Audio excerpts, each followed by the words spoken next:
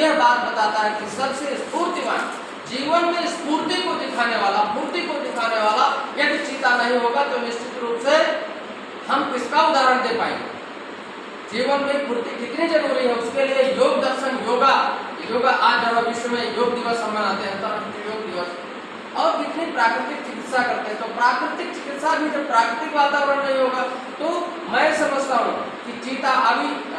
ये उत्तर अनुसूचना की चीता नहीं है तो हम चीता ला रहे हैं, इसलिए नहीं, क्योंकि ये बहुत महत्वपूर्ण कड़ी है हमारे पूरे देश को और भारत को। जो है हमारे भारत में जब इतना ज्यादा जो चीता था और स्फूर्ति को जो कर्मयोगी हमारे यहाँ रहे हैं, तो उस स्फूर्ति को जो दिखाने के लिए दौड़ में सबसे आगे है, भारत भी सबसे दौड़ में आगे है और सबसे अधिक फुर्तीला चीता इस भारत में नहीं है, तो फिर इसका मतलब भारत की कहीं कमी है। इस भारत की कमी को पूरा करने के लिए अभिनंदनीय है। मैं समझता हूँ कि हमारे वर्तमान जो प्रधानमंत्री हैं उनका जो ये कार्य है अत्यंत अभिनंदनीय है मेरी ओर से, क्योंकि ये बात उन्होंने सोचा कि भारत के गौरव के लिए जो कुछ अभी कमी है वो उसको पूरा होना चाहिए। निश्चित रूप से जो युवा भारत है इसका समर्थन करता है और हम सब की ये एकदम जिम्मेदारी है, नैतिक जिम्मेदारी, जैसा कि संविधान के अनुसार हमारे मौलिक कर्तव्यों में और मौलिक अधिकारों में दोनों निश्चित है। तो हमको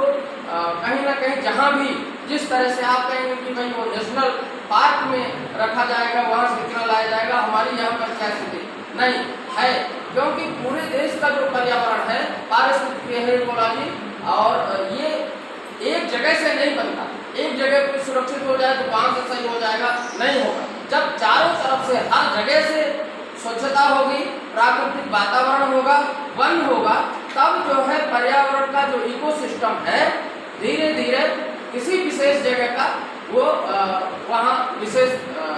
पर्यावरण बनेगा, पारिस्थितिकी संतुलन तब वहाँ सुरक्षित होगा। तो प्रत्येक स्थल का,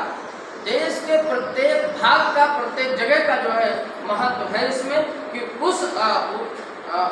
अभयारण्य को या एक ऐसी विशेष स्थिति भारत में कई जगह बनाई जा सके, उसके लिए हम सब कटिबद्ध हों और संकल्प लें कि हम पेड़ पौधे जो लगाएंगे ज़्यादा से ज़्यादा, वन को सुरक्षित रखेंगे और पशु पक्षियों को भी हम सुरक्षित रखने में, और बाघ को जो बाघ देखिए, बाघांबर भगवत शिव